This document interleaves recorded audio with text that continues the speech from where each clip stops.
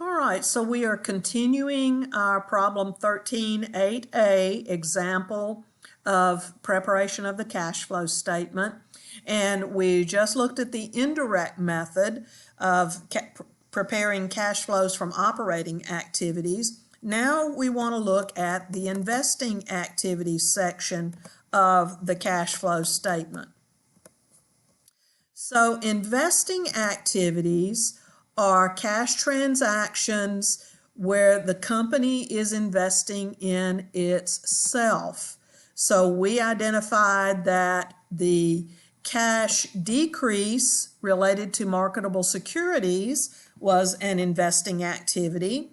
And we said that the change in property, plant, and equipment net of accumulated depreciation could also be an investing activity, because we know that depreciation was $35,000, but the account actually decreased by 15. So there's something else that happened besides depreciation. So it's only going to be those long-term assets and marketable securities that will be considered in the investing activities section.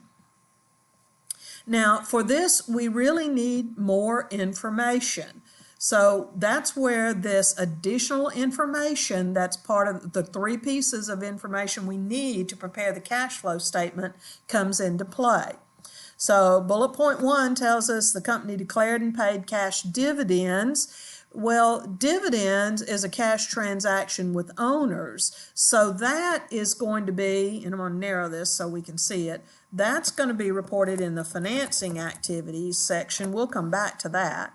But then this next one, marketable securities costing $15,000 were sold for $14,000. So since they were sold for less than their cost, that resulted in that $1,000 loss.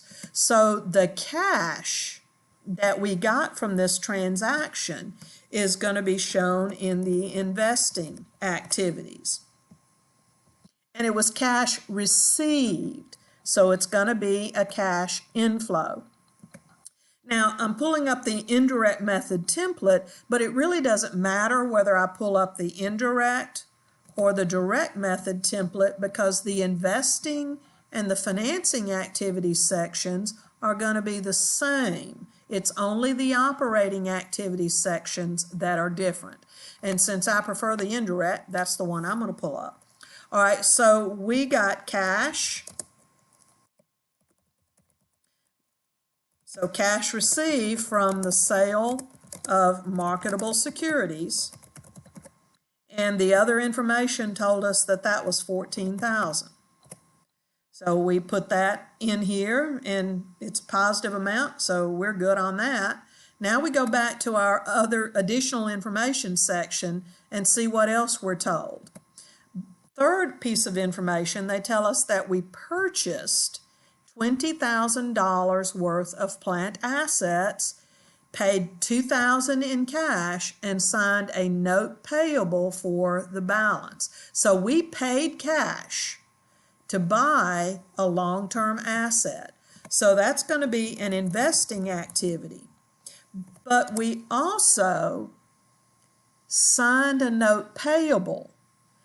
Well, borrowing is a financing activity. So the $18,000 difference between the $20,000 cost of the plant asset and the cash we paid down, that's going to be a non-cash investing and financing activity disclosure. So the $2,000 is going to go in the investing activity section. So we'll go ahead and put that over here. So cash paid to buy new equipment. It said plant assets, I think, but that could be equipment, building, machinery. And since we paid it, that's going to be a decrease of $2,000.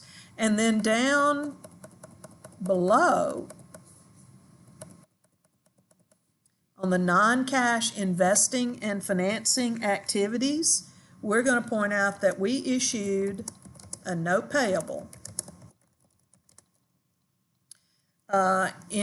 to finance purchase of plant assets. Or since I put equipment up there, I probably ought to put equipment down here too.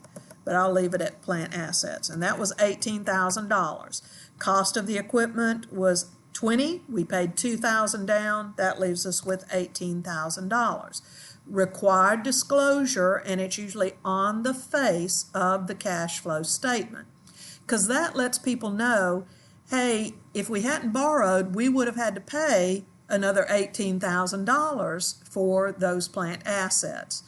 Or if we hadn't spent it on the plant assets, we would have received $18,000 cash from a borrowing transaction. So it informs the users of the financial statements. Now let's look back at our comparative balance sheet again and the additional information.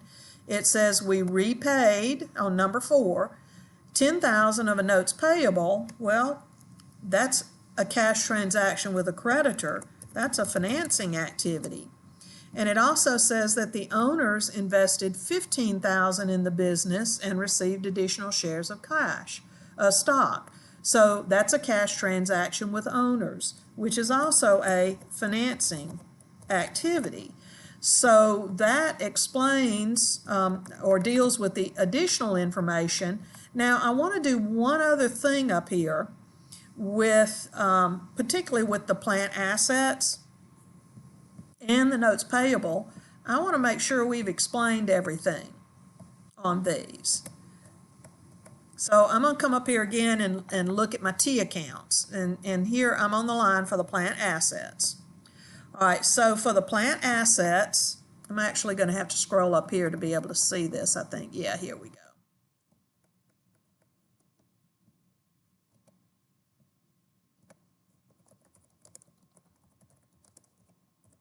And this is book value.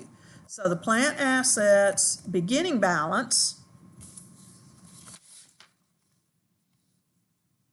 was $300,000.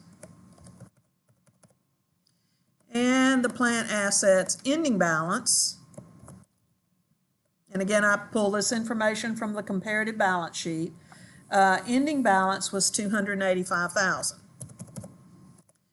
We know from the income statement that depreciation expense this year was $35,000. So debit depreciation expense, credit accumulated depreciation, which is subtracted from cost. So the depreciation would be on the credit side, $35,000. And then they told us that we purchased $20,000 of plant asset. Now let's see, do these things that we know about explain the change in the plant asset account? 300 plus 20 for the purchase is 320 minus 35. 320 minus 35 is indeed 285,000. So we have explained every change in that plant asset net account. Now, if those two items didn't, then there was another transaction. And if it required a debit to make the account balance, then we bought something else that we just weren't told about. If it required a credit, then we must have sold something that we weren't told about. So again, that's where all this knowledge from things you've learned throughout both principles classes comes into play. Can I understand what happened to those accounts? Now, I pointed out I wanted to do the same thing on the notes payable, so let me clear these out. And let's just take a look at notes payable. And I have to go back down to my comparative balance sheet on this one to refresh my memory. The notes payable account started out at $245, and at the end of this year, it was $253,000. So $245,000 was the beginning balance, and the ending balance was $253,000. And the only notes payable transaction they told us about was for those plant assets. So we borrowed for the plant assets, issued a note, or borrowed. And they said we borrowed $18,000. And let's just see, and actually we could see this from the lines below, but I want to verify. 245 plus 18 is 263,000. So there is something else that I've not yet accounted for on that notes payable. And that something else, well, they told us that we repaid 10,000 of notes payable. So we haven't accounted for everything on that notes payable yet. All right, so that is the